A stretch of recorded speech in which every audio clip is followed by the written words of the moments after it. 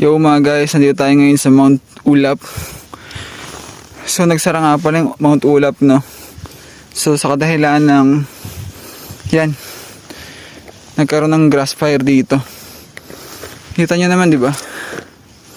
Yan, no, mga nasunog. Linis na linis ang Mount Ulap. Grabe, no. Buti na lang nagbukas na siya.